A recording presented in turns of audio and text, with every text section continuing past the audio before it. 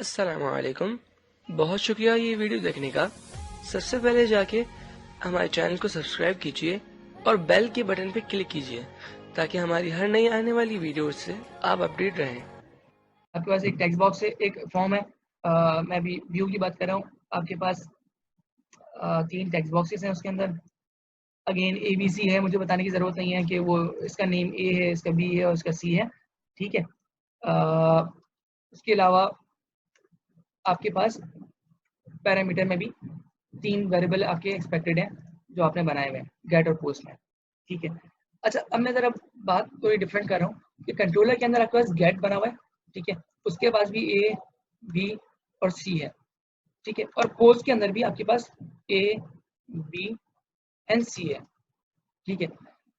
तो क्या डिफरेंस है, ये पूरी कंट्रोलर लेयर है ना, कि क्या डिफरेंस है कि हम गेट यूज करते हैं और कब हम पोस्ट यूज करते हैं और कौन सा बेनिफिशियल है कब।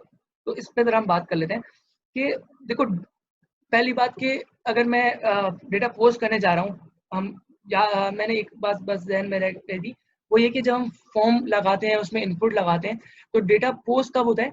On the click of any input type, any input which have a type of submission. Like कोई भी बटन हो, ठीक है, जिसके क्लिक के ऊपर आपका, जिसकी टाइप सबमिट हो, तो उस बटन के ऊपर खुद ब खुद ये पूरा डेटा आपका कंट्रोलर एक्शन पे हिट होता है। तो अब मैं बात करता हूँ कि अगर मुझे ये डेटा पोस्ट करना है, डेटा लेके जाना है कंट्रोलर तक, तो मैं गेट के थ्रू लेके जा सकता हूँ या पोस्ट के थ्रू? तो बहुत सारे लोग ये समझते हैं खाली पोस्ट के थ्रू डेटा लेके जा सकते हैं। हम गेट के थ्रू भी ये पूरा डेटा फॉर्म का लेके जा सकते हैं, लेकिन हम क्यों इस्तेमाल नहीं करते, फिर पोस्ट क्यों इस्तेमाल करते हैं? उसका एक बड़ा फर्क है रिक्वेस्ट बनने का। जो गेट की रिक्वेस्ट क्रिएट होती है और जो पोस्ट की रिक्वेस्ट क्रिएट होती है, इसमें बड़ा डिफरेंस है। ठीक है। वो डिफरेंस क्या है कि अभी मेरे पास यहाँ पे जगह है तो मैं बना के भी दिखाता हूँ कि आपके पास जो गेट की रिक्वेस्ट बनती है, उस गेट की रिक्वेस्ट के अंदर जो यूआरएल वाला पार्ट होता है, ठीक है, अगेन वही मैं बात करूंगा, इसमें भी 3 हिस्से हैं यूआरएल का, आपके मेथड टाइप का और कंटेंट टाइप का। ये 3 चीजें हैं और नीचे आपकी बॉडी है। लेकिन जब आप गेट में डेटा लेके जा रहे होंगे, तो आपके पास डेटा यूआरएल के अंदर कॉन्कैट होके जा रहा होगा। ठीक है। मैं उसकी एग्जांपल आपको साइड में लिख के दिखाता हूँ। लेट्स सपोज आपने लिखा कि abc.com आपके पास वेबसाइट थी, उसका कोई कंट्रोलर था और उसके अंदर कोई एक्शन था। उस एक्शन के अंदर आपके पास पैरामीटर ए था। तो आप जब आप गेट में लेके जा रहे होते हैं, तो आप क्या करते हैं, या तो दोनों तरीके दिखाता हूँ, 2 तरीकों से आप डेटा लेके जाते हैं। एक, आप क्वेश्चन मार्क लगाते हैं, वेरिएबल का नाम लिखते हैं स्लैश उसकी वैल्यू, फिर उसके बाद एंड, जो एंड का साइन होता है वो लगाते हैं, फिर अगेन वेरिएबल का नाम, फिर उसकी वैल्यू, फिर इसी तरह दोबारा एंड, जितने वेरिएबल्स हैं हम एंड करके इस तरह आप उसको लिंक के अंदर ही पूरा कॉन्कैट करके भेजते हैं। मैंने आपको शेयर किया, कुछ इस तरह का नक्शा होता है। ठीक है।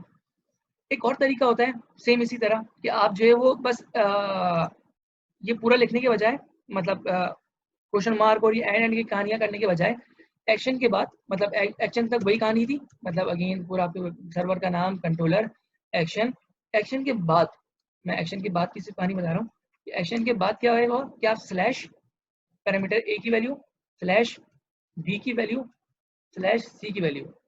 तो उसमें फायदा होगा कि अगर आपके पास एबीसी नाम के अलावा भी कोई वेरिएबल्स बने होंगे, तब भी वो डेटा लेके जाएगा।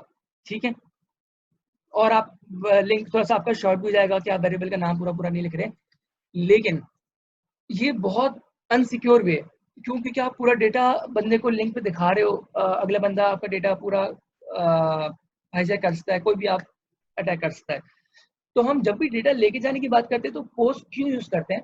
क्योंकि डेटा, ये यूआरएल वाली कहानी तो क्लियर हो गई ना, ये यूआरएल के अंदर गेट डेटा लेके जाता है, गेट की रिक्वेस्ट यूआरएल में डेटा लेके जाती है। लेकिन पोस्ट किस तरह लेके जाता है? पोस्ट यूआरएल में लेके डेटा नहीं लेके जाता। पोस्ट आप खाली यहाँ डिफाइन करते हो एक्शन, एक्शन तक की कहानी डिफाइन करते हो बस यूआरएल में। बकाया कहानी जो आपकी हो रही होती है, वो कहाँ हो रही होती है? बकाया डेटा फिर कैसे जाता है? वो जाता है आपकी in the part of body, जो रिक्वेस्ट के अंदर बॉडी का पार्ट होता है, उसमें जाता है।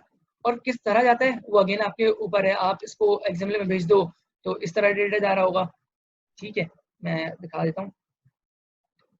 लेट्स सपोज आपने एक नोड बना ली, नोड के अंदर जो है वो आपने वेरिएबल ए बना लिया, बी बना लिया एंड सो ऑन, आपके पास सारे वेरिएबल्स का डेटा इस तरह जा रहा होता है। मैं दिखाता हूँ अभी।